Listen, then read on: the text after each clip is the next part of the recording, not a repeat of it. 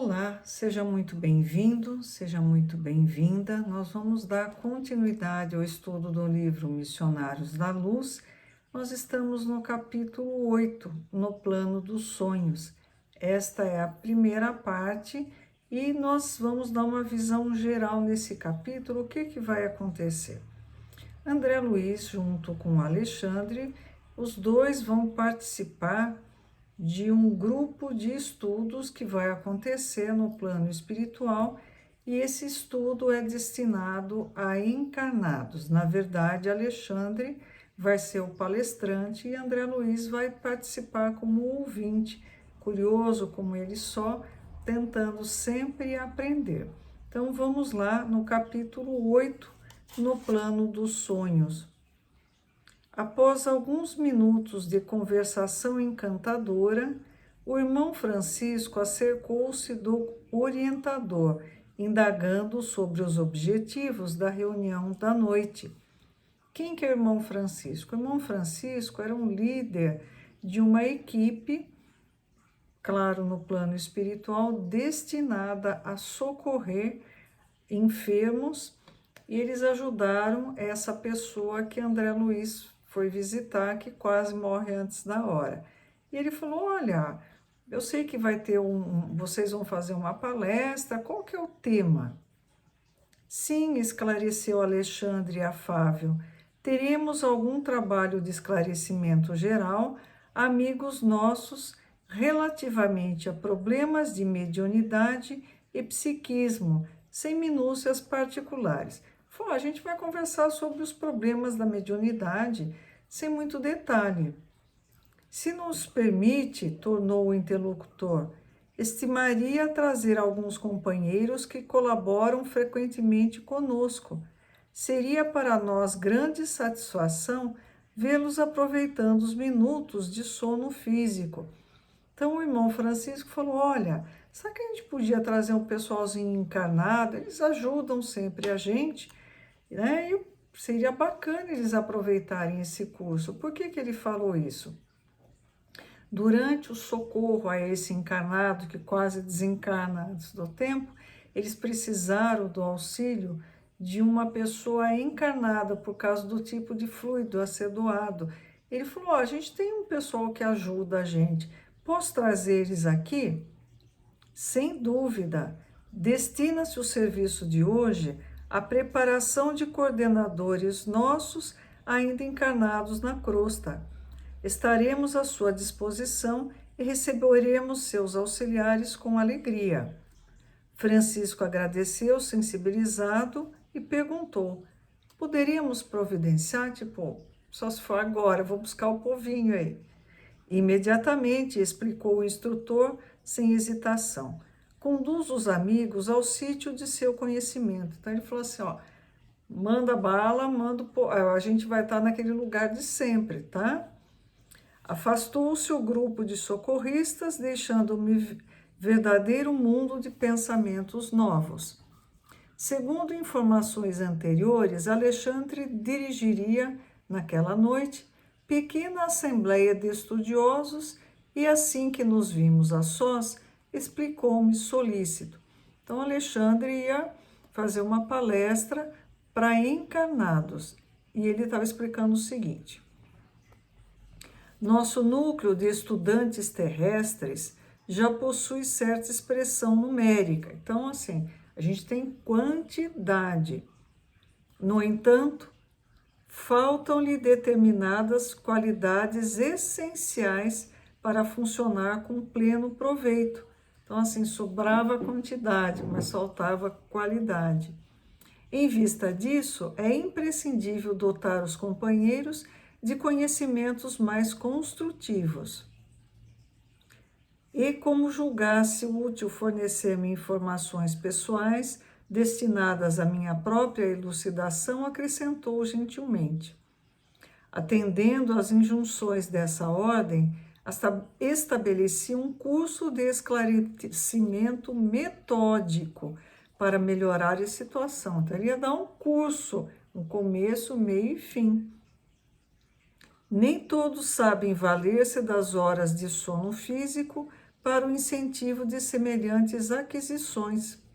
Mas se alguns lavradores mais corajosos não se dispuserem a cultivar algumas sementes, a fim de iniciar-se mais tarde a cultura intensiva, jamais a comunidade ruralista alcançará a lavoura farta. Ele falou assim, não adianta a gente ficar esperando, né, que todo mundo esteja disponível, a gente vai fazendo.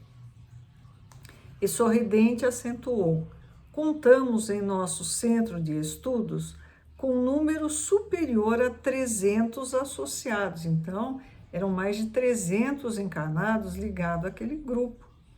No entanto, apenas 32, ao vexame, conseguem romper as telas inferiores das mais baixas sensações fisiológicas para assimilarem nossas lições. Então, tinham 300 pessoas que faziam parte daquele grupo, mas só 32 de fato frequentavam os estudos durante o sono à noite.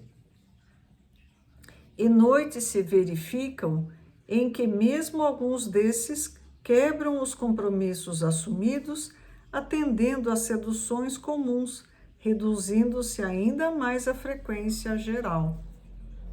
Em compensação, de quando em vez há o comparecimento fortuito, né? Assim, sem estar programado, de outros companheiros, como ocorre nesta noite, em face da lembrança do irmão Francisco, que nos trará alguns amigos.